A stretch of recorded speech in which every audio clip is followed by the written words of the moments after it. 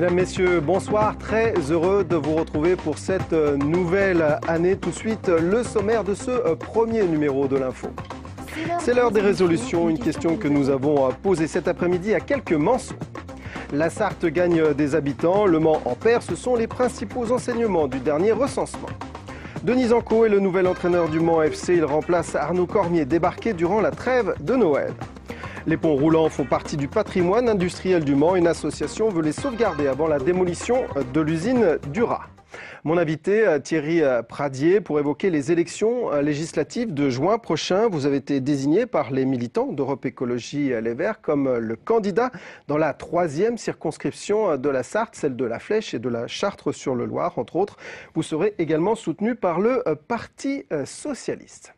Ce début d'année, c'est traditionnellement l'occasion de faire le point, de se fixer de nouveaux objectifs, de prendre de bonnes résolutions. Qu'en pensent les Sartois rencontrés dans la rue cet après-midi? Réponse dans ce micro-trottoir concocté par Laure Girard. Ah, on me signale qu'il y a un petit bug concernant ce sujet. Alors, c'est la question que je voulais vous poser pour démarrer avec vous. Thierry Pradier, ça va être quoi votre résolution de l'année ? Bonsoir et bonne année. Écoutez, je crois que ma résolution est celle de beaucoup de Français.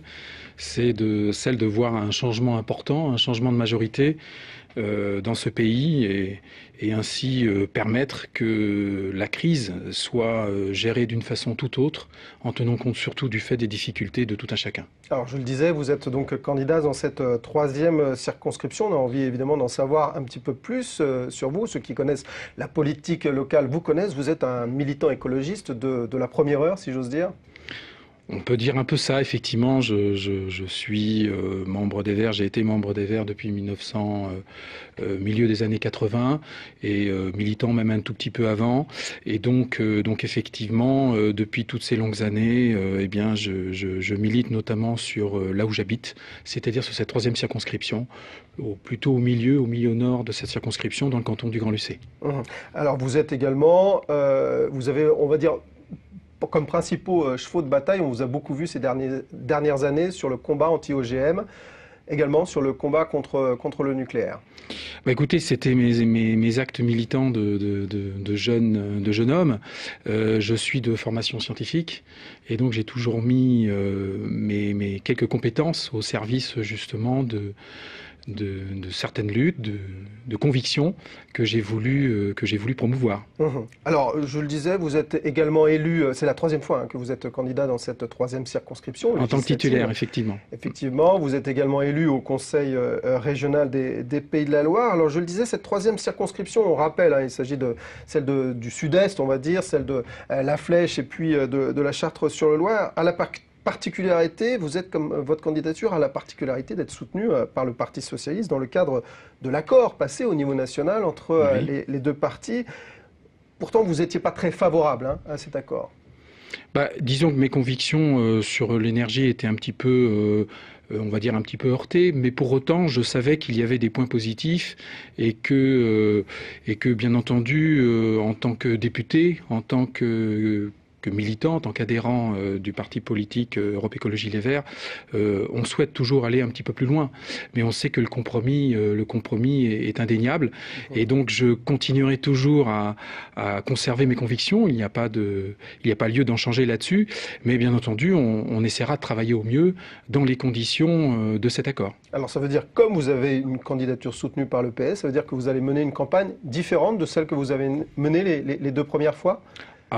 Inévitablement, c'est une campagne qui fera en sorte que l'ensemble des militants de chaque côté, que ce soit des écologistes ou des socialistes, puissent se retrouver et qu'une dynamique puisse se créer. Je crois que c'est ça l'essentiel. N'oublions pas l'essentiel, eh bien, c'est qu'il y a un changement. Et ce changement, on ne l'obtiendra que s'il y a une dynamique. Et j'espère être le catalyseur de cette dynamique. Alors, les observateurs considèrent que cette circonscription détenue aujourd'hui par Béatrice Pavie de l'UMP est gagnable. Qu'est-ce que vous en pensez ? Elle est gagnable dans des conditions où, je vous le dis, cette dynamique a lieu. Et si, bien entendu, l'ensemble des électeurs se déterminent à la fois pour un changement de majorité ou, on va dire, un changement notable, parce qu'il faut être vigilant. Les choses ne se reproduisent pas à l'identique d'année en année. Donc, on peut envisager toutes sortes de cas. Mais en tout cas, c'est certain, ça fait partie des circonscriptions que l'on appelle comme incertaines. Donc, il faudra travailler dans ce sens-là, dans le sens, justement, de ce changement. Alors, Monsieur Pradier, il y a probablement un sujet que vous avez également suivi, c'est celui du dernier recensement de l'évolution de la population dans notre département.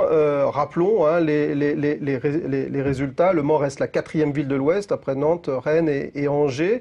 Mais avec plus de 142 000 résidents, la capitale sarthoise continue à perdre des habitants. Comment expliquez-vous cela ?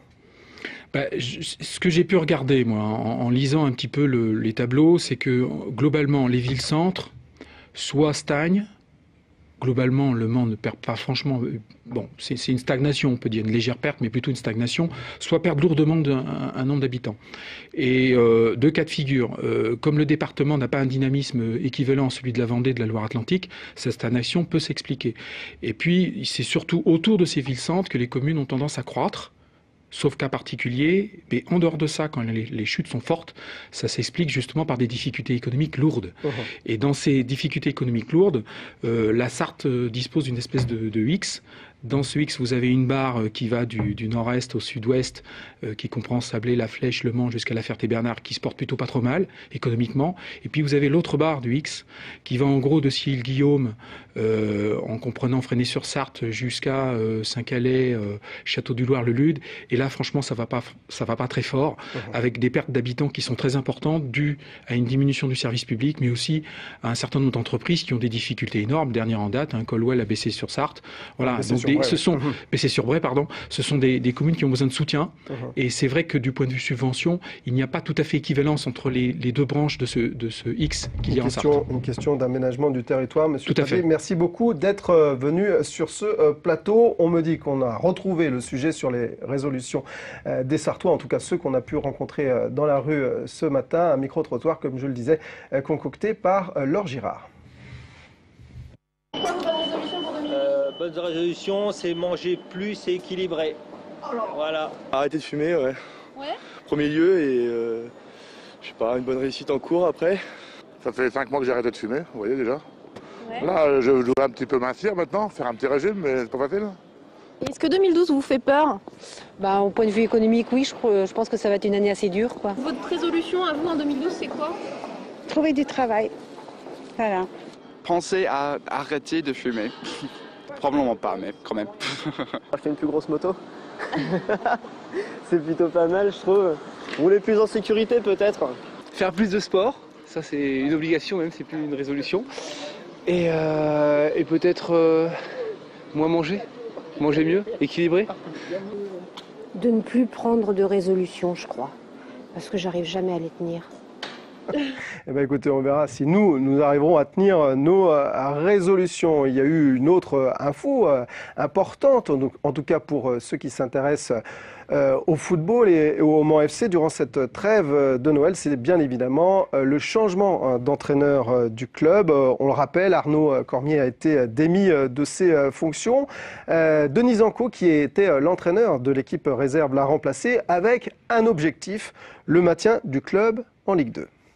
Exit Arnaud Cormier. Henri Legarda a sacrifié son entraîneur sur l'autel des mauvais résultats. Aujourd'hui, le Mans FC est 17e à 1 point de la zone de relégation.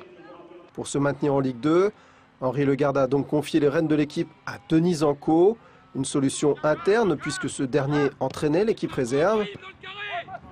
Aura-t-il les moyens de créer l'électrochoc attendu ? Il faudra en tout cas redonner de la confiance à une équipe en plein doute. Il faut de la confiance pour oser, il faut de la confiance pour tenter, mais il faut aller la chercher, cette confiance. Cette confiance ne s'obtient qu'à travers des résultats positifs. Donc je ne rêve pas, j'imagine aisément que si on a de basculer dans le bon sens, ça va se faire dans la difficulté, dans le dur, avec beaucoup de sueur, beaucoup d'énergie. Certainement un peu de réussite, il en faudra. En tout cas, il faudra donner le meilleur de nous-mêmes et beaucoup s'investir dans cette mission. Et il en faudra de la réussite car Denis Anco et son nouvel adjoint, Alain Ravera, n'auront pas beaucoup de temps pour mettre en place un nouveau système de jeu, car le Mans FC reçoit Valenciennes en Coupe de France dès vendredi. 3 matchs sont prévus en moins d'une semaine. Le nouvel entraîneur s'est fixé le 2 mars et la réception d'Istres pour faire un premier bilan. Le club a pris pour l'instant 16 points en 18 matchs. Donc mathématiquement, on peut estimer qu'il en faut 44 pour se maintenir. Donc il y a 28 points en 20 matchs à aller chercher. Sur les 8 prochains matchs, il y en a 5 à domicile. Donc je pense que déjà, cette barrière des 8 matchs avec 5 à domicile, ce sera quelque chose d'important pour pouvoir commencer à faire les premiers comptes. Patrimoine pour terminer cette édition, et une association milite pour la sauvegarde des ponts roulants de l'ancienne usine Dura, également l'ancienne usine Sico, l'une des dernières du centre-ville du Mans, qui est vouée dans les prochains mois à la démolition. Karma Duquesne. Une passerelle, un chariot, un treuil et des rails, les 2 ponts roulants de l'ancienne fonderie de Saint-Pavin témoignent du patrimoine industriel de la ville du Mans. Ils datent de la moitié du 19e siècle et servaient à faciliter le travail des ouvriers en déplaçant des charges pouvant aller jusqu'à 10 tonnes.